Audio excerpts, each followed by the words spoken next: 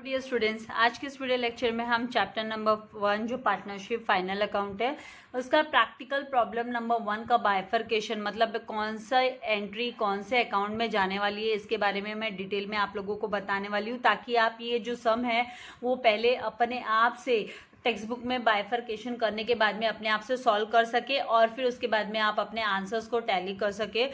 जो मैंने सॉल्यूशन का वीडियो ऑलरेडी अपलोड किया हुआ है उसके साथ में, तो उसकी लिंक भी मैं आप लोगों को डिस्क्रिप्शन बॉक्स में दे देने वाली हूँ। तो आप वहाँ से वो लिंक भी आप यहाँ ले सकते हो। और यहाँ पर मैं इन शॉर्ट मतलब ये हार्डली मुझे लगता नहीं है कि 10 मिनट से ज़्यादा का वीडियो बनेगा। ये 10 मिनट में आप लोगों को किस तरीके से आपको बाइफरकेट करना है अपने क्वेश्चन को और फिर उसको सॉल्व कैसे करना है, तो वही मैं डिटेल में बताने वाली हूँ। तो इसको बताने से पहले मैं आपसे रिक्वेस्ट करूंगी कि अगर अभी तक आपने चैनल को सब्सक्राइब नहीं किया है तो जल्दी से चैनल को सब्सक्राइब कर बेल आइकन बटन को प्रेस कर लीजिए, ताकि आपको लेटेस्ट वीडियो के नोटिफिकेशंस मिलते रहे। वीडियो को लाइक करना है, शेयर करना नहीं भूलना है। तो डियर स्टूडेंट्स, यहाँ पर जो प्रैक्टिकल प्रॉब्लम नंबर 1 दिया है वो प्रैक्टिकल प्रॉब्लम नंबर आपके टेक्स्ट बुक के पेज नंबर 54 पे दिया हुआ है। तो इसमें प्रैक्टिकल प्रॉब्लम में आप लोगों को फाइनल अकाउंट तैयार करना है। तो फाइनल अकाउंट तैयार करना है। आप लोगों ने 11th स्टैंडर्ड में अगर सोल प्रोप्राइटरशिप को अगर प्रैक्टिस किया है, आपने वो सम सॉल्व किए हुए हैं, 1 या 2 भी किए, तो आपको बराबर यहाँ पे आइडिया होगी कि इसमें आप लोगों को trading account, profit and loss account and balance sheet तैयार करना होता है। तो इसी तरीके से ये जो है 2 पार्टनर्स के बीच की, आपने थियोरी नहीं देखी तो थियोरी की वीडियोस देखिएगा। 2 पार्टनर्स या 3 पार्टनर्स के बीच में जो बिजनेस होता है वो पार्टनरशिप उनकी जो तैयार से फर्म तैयार होती है, तो उस फर्म में जब प्रॉफिट एंड लॉसेस होते हैं तो कैसे शेयर करते हैं और किस तरीके से वो अपनी बैलेंस शीट तैयार करते हैं, तो यही हम जानने वाले हैं। तो यहाँ पर अमित भाई या नरेंद्र भाई, यहाँ पर अमित भाई या नरेंद्र भाई are in partnership sharing profit and losses equally. देखिए यहाँ पर ये जो प्रॉफिट एंड लॉसेस इक्वली, तो ये जो है इंपॉर्टेंट चीज़ हो गई। तो यहाँ पे इक्वली आते ही आपको 1:1 लिख लेना है। इसका मतलब आधा आधा 50-50 वो लोग है ना अपने आपस में शेयर करने वाले हैं। 50-50 वो लोग क्या करने वाले हैं, शेयर करने वाले हैं। फिर उसके बाद में हम क्या करेंगे, आगे क्वेश्चन को रीड करेंगे। तो यहाँ पर from the following trial balance, जो नीचे ट्रायल बैलेंस दिए, from the following trial balance and given adjustments, और एडजस्टमेंट जो दिए हुए, you are required to prepare, आप लोगों को ट्रेडिंग अकाउंट बनाना है, प्रॉफिट एंड लॉस अकाउंट बनाना है 31 मार्च 2019 का, एंड बैलेंस शीट आपको तैयार करनी है। तो यहाँ पर ट्रायल बैलेंस जो दिए 2019 की, डेबिट साइड में प्लांट एंड मशीनरी, ये कहाँ पर जाएगा, तो आप सभी जानते हैं ये एसेट्स होता है, तो एसेट्स में तो ए लिख लेंगे आप। इसके लिए आपके जो टेक्स्ट बुक में क्वेश्चन के यहाँ पर कि हाँ भाई बात, पहले आपको ऑलवेज बाइफरकेशन करना है कि कौन सी जो एंट्री है, कौन सी आइटम कहाँ जाएगी। वो बाइफरकेशन करने के बाद में एडजस्टमेंट्स का भी बाइफरकेशन करना है और उसके बाद में आपको सम स्टार्ट करना है। तो ऑर्डर में आपको स्टार्ट करना है। फिर यहाँ पर फैक्ट्री बिल्डिंग, तो फैक्ट्री बिल्डिंग क्या है, एसेट है, तो इसे एसेट में हमको लिखना है। फिर सन्ड्री डेटर्स, ये भी एसेट्स की आइटम है तो उसको एसेट्स में लिखना है। जो बैलेंस शीट हम बनाएंगे तो उसमें हम एसेट्स के अंडर में लिखेंगे। देन परचेसेस है, ये ट्रेड ये जो डायरेक्ट एक्सपेंसेस हो गया, इसीलिए ट्रेडिंग अकाउंट डेबिट साइड में जाएगा, उसके लिए हम टीडी लिख लेंगे। देन बेड डेब्ट्स है तो उसके लिए हम प्रॉफिट एंड लॉस अकाउंट के डेबिट साइड में जाएगा बेड डेब्ट्स, तो ये पीडी लिख लेंगे इसके लिए। फिर सेल्स रिटर्न है, ये ट्रायल बैलेंस की ट्रेडिंग अकाउंट के क्रेडिट साइड में जाएगा। सेल्स रिटर्न, सेल्स में से इसे माइनस करते हैं हम, सेल्स रिटर्न को हमें सेल्स में से माइनस करना होगा। देन 10% का गवर्नमेंट बॉन्ड दिया है, तो ये एसेट होता है, ये जो है एसेट हुआ, इन्वेस्टमेंट हुआ। गवर्नमेंट बॉन्ड बोले तो क्या हुआ कि एक तरीके से आपने फिक्स डिपॉजिट का नाम सुना होगा, बैंक्स में एफडी करवाते हैं। मतलब एक अमाउंट है, वो फिक्स अमाउंट कुछ समय के लिए हम है ना सेविंग कर रखते हैं। तो उसी तरीके से ना बिजनेस फर्म्स होते हैं ना, वो गवर्नमेंट के द्वारा इश्यू किए हुए बॉन्ड्स को परचेस करके मतलब उसमें इन्वेस्टमेंट करते हैं, तो ये इन्वेस्टमेंट हो गया। तो यहाँ पर 10% गवर्नमेंट बॉन्ड का मतलब क्या है कि ये जो 40,000 का गवर्नमेंट बॉन्ड है उस पर 10% का है ना इंटरेस्ट है ना गवर्नमेंट बॉन्ड देने वाला है, ये इंटरेस्ट है ना रिसीव होना चाहिए। तो ये जो है ये हिडन एडजस्टमेंट है, इसको हम बोलते हैं हिडन एडजस्टमेंट, छुपा रुस्ता एडजस्टमेंट, जिसे हम सेल्फ एक्सप्लेनेटरी एडजस्टमेंट भी बोलते हैं, हिडन एडजस्टमेंट। परचेस्ड ऑन 1 अक्टूबर 2018 को परचेस हुआ है। तो यहाँ पर 1 अक्टूबर को, तो अक्टूबर, नवंबर, दिसंबर, जनवरी, फरवरी, मार्च, तो मतलब 6 महीने का ये 2019 में हमें है ना इंटरेस्ट 40,000 पर इंटरेस्ट है वो रिसीवेबल है करके उसकी हमें एंट्री दिखानी होगी। तो ये इसके दो इफेक्ट बनने वाले हैं। तो ये हिडन एडजस्टमेंट है करके यहाँ पे आप जस्ट या तो एच कर लिख लो, मार्किंग करके रख लो कि भाई इसका दो एडजस्टमेंट करना है। देन इंपोर्ट ड्यूटी, जब भी इंपोर्ट ड्यूटी कर आएगा तो आपको ऑलवेज ट्रेडिंग अकाउंट के डेबिट साइड में लिखना है इंपोर्ट ड्यूटी को। एंड एक्सपोर्ट ड्यूटी आता है उसको हम प्रॉफिट एंड लॉस में लिखते हैं, लेकिन जब भी इंपोर्ट ड्यूटी आएगा तो आपको ट्रेडिंग अकाउंट के डेबिट साइड में लिखना है। देन यहाँ पर लीगल चार्जेस दिया है, तो legal charges profit and loss account के डेबिट साइड में, क्योंकि एक्सपेंडिचर है, खर्चा है। देन मोटिव पावर क्या होता है, मशीनरी वगैरह को ऑपरेट करने के लिए जो इलेक्ट्रिसिटी यूज होती है उसे हम मोटिव पावर बोलते हैं। तो ये ट्रेडिंग अकाउंट के, मशीनरी सब फैक्ट्रीज में होती है तो ट्रेडिंग अकाउंट के डेबिट साइड में हम मोटिव पावर दिखाएंगे। देन वेयर हाउस मतलब गोडाउन्स जो है वो का जो रेंट है वो प्रॉफिट एंड लॉस अकाउंट के डेबिट साइड में जाएगा। देन कैश इन हैंड दिया है तो कैश इन हैंड को हम एसेट्स के अंडर में लिखेंगे। देन कैश एट बैंक दिया है, एसेट्स के अंडर में आ जाएगा ये भी, कैश एट बैंक भी। उसके बाद में एडवर्टीजमेंट दिया है और यहाँ पे ब्रैकेट में एडवर्टीजमेंट, यहाँ पे देखिए फॉर 2 years एंड WEF, इसका मतलब क्या होता है, with effect from, note down करके रख लीजिए, विथ इफेक्ट फ्रॉम 1 जनवरी 2019। मतलब ये कब इफेक्ट में आया, तो 2019 जनवरी से, तो जनवरी, फरवरी, मार्च, तो मतलब खाली 3 महीने का, ओनली 3 मंथ्स का हमको एडवर्टीजमेंट है जो वो करंट ईयर में लेना है।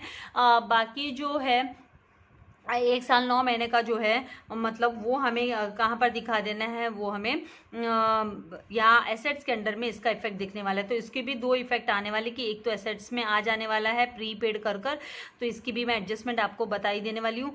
ये भी एक तरीके से हिडन एडजस्टमेंट हो गया, इसको भी हम हिडन एडजस्टमेंट बोलते हैं, हिडन एडजस्टमेंट इसको भी बोलेंगे कि छुपा रुस्तम वाला एडजस्टमेंट हो गया ये भी।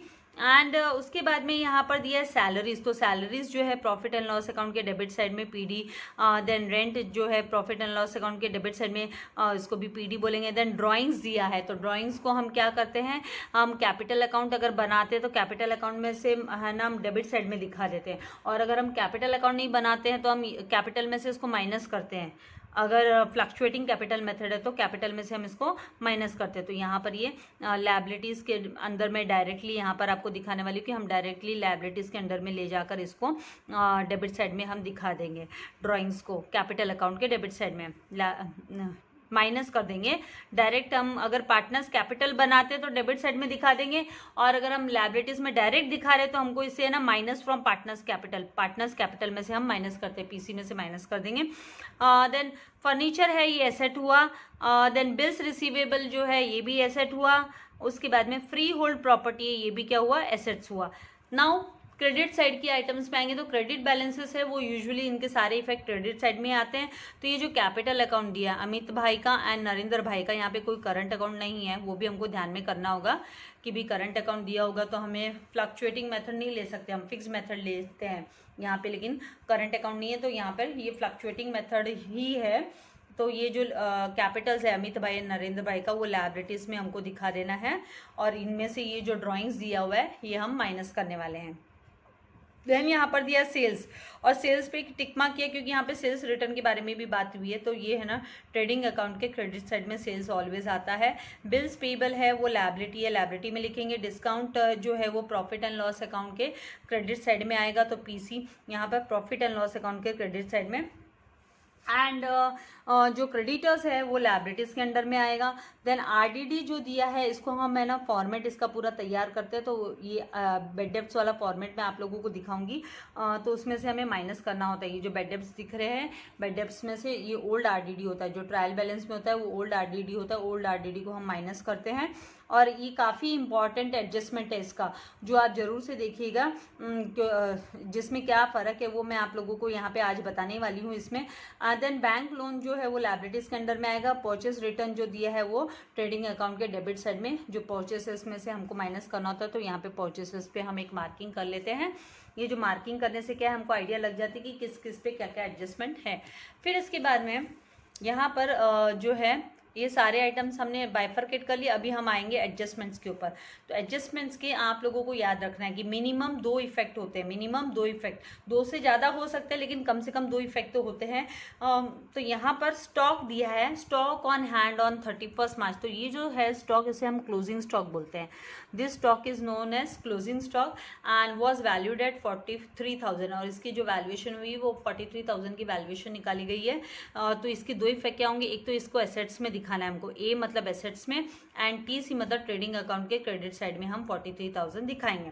देन इसके बाद में दिया अनइंश्योर्ड गुड्स। अनइंश्योर्ड मतलब जिसकी इंश्योरेंस नहीं निकाली है, इस गुड्स की हमने इंश्योरेंस पॉलिसी नहीं निकाली है किसी भी इंश्योरेंस कंपनी के साथ में, तो ये यहाँ हमको कोई भी इंश्योरेंस कंपनी से पैसा तो रिसीव होना नहीं। ये बहुत इंपॉर्टेंट एंट्री है। जब इंश्योरेंस निकाली होती है तो उस टाइम पे इसके 3 इफेक्ट बनते हैं, लेकिन यहाँ पर वो आगे जाकर सम आएंगे तो मैं आपको बताऊंगी। तो यहाँ पर अनइंश्योर्ड है, इसीलिए एक तो ट्रेडिंग अकाउंट के क्रेडिट साइड में हमको दिखाना है।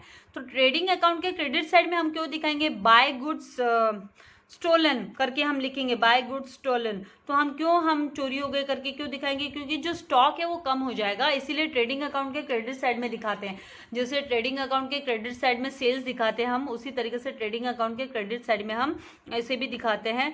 तो ट्रेडिंग अकाउंट के क्रेडिट साइड में हमको बाय गुड्स स्टोलन कर 8,000। एंड दूसरा इफेक्ट हम प्रॉफिट एंड लॉस अकाउंट के पीडी मतलब प्रॉफिट एंड लॉस अकाउंट के डेबिट साइड में, जहां पर हम लिखेंगे loss by theft, loss by theft हम लिखने वाले हैं इसको लेकर।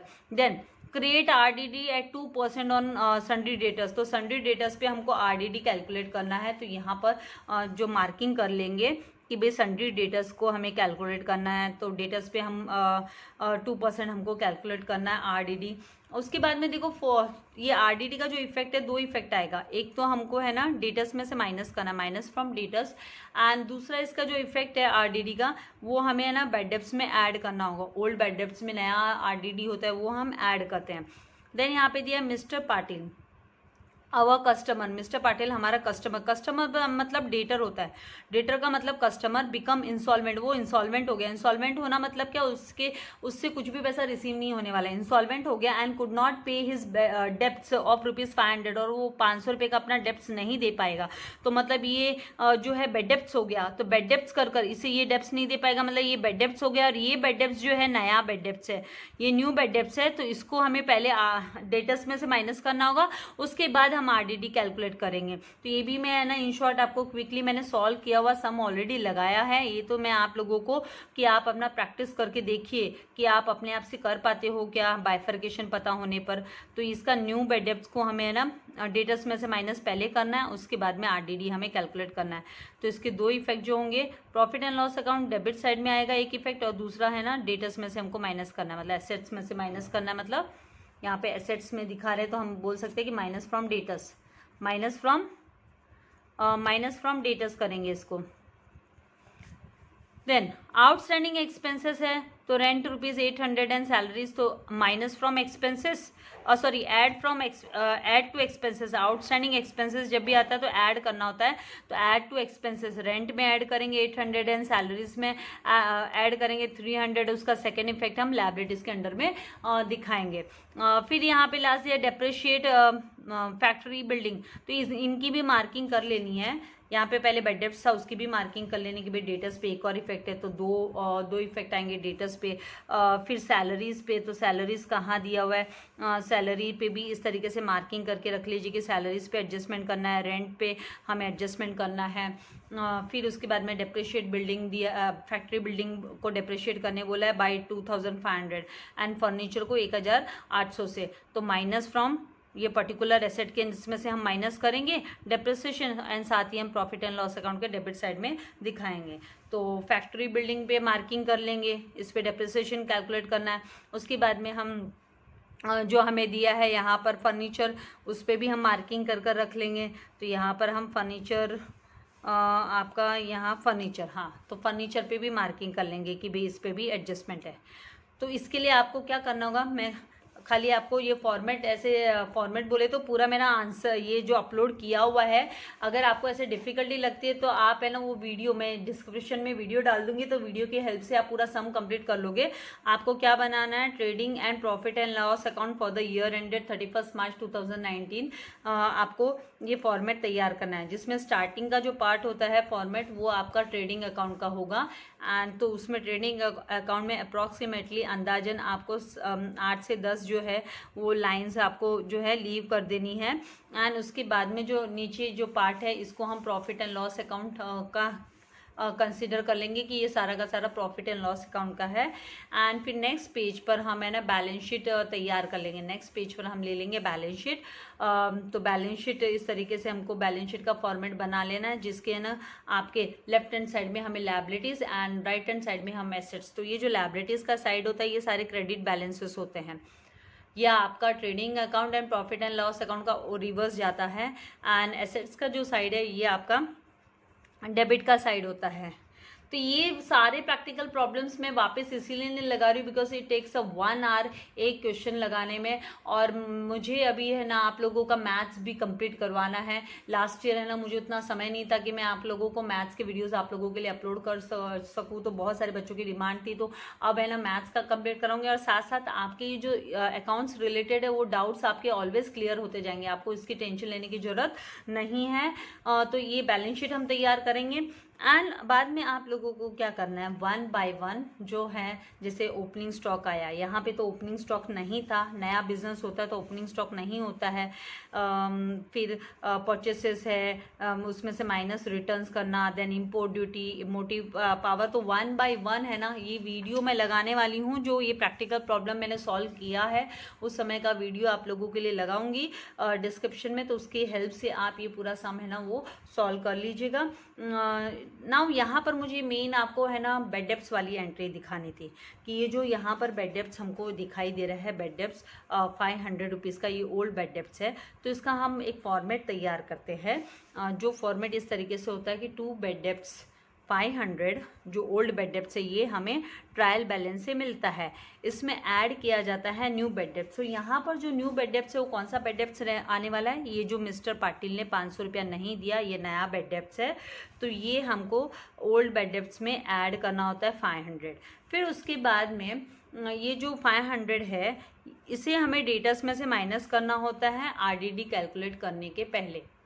आरडीडी कैलकुलेट करने के पहले ये है हमारा सन्ड्री डेटर्स 28,700 का, इसमें से हम माइनस करेंगे न्यू बेड डेप्स, हम माइनस करेंगे जो कि 500 है, वो माइनस करने के बाद 28,200 बचेगा। उस पे अब हमें 2% का कैलकुलेट करना है नया आरडीडी, नया आरडीडी 2% का कैलकुलेट करना है। तो यहाँ पर कैलकुलेशन का पार्ट यहाँ पर मैंने दिखाया है कि 28,200 को मल्टीप्लाई बाय 2% करेंगे तो 2/100 इज इक्वल्स टू 564 का नया आरडीडी आता है। तो नया आरडीडी जो होता है वो भी बेड डेप्स के जो फॉर्मेट में हमें ऐड करना होता है, बेड डेप्स के नया आरडीडी भी बेड डेप्स के फॉर्मेट में हम ऐड करते हैं। एंड उसमें से हमें माइनस करना होता है ओल्ड आरडीडी। ये ओल्ड आरडीडी कहाँ से मिलेगा, तो ये ट्रायल बैलेंस में से मिलता है जो कि यहाँ पर दिया हुआ है। यहाँ पर ट्रायल बैलेंस में क्रेडिट साइड में 2700 ओल्ड आरडीडी दिया हुआ है। अभी इसे क्या करना है, तो इस 2700 को हमें इनमें से माइनस करना है। तो जब हम ये सारा टोटल करते हैं तो 1564 प्लस वाली वैल्यू आती है, माइनस हम कर रहे हैं 2700, तो यहाँ पर ये माइनस वाली वैल्यू आ रही है। इसका मतलब क्या है कि आपका ओल्ड आरडीडी जो है, old RDD is more than आपका ये जो new bad debts, old bad debts, वो सब का समअप है उससे ज़्यादा है। तो ये जब ज़्यादा होता है तो इसका यहाँ पर हम डेबिट साइड में आउटर कॉलम में अमाउंट नहीं दिखाएंगे।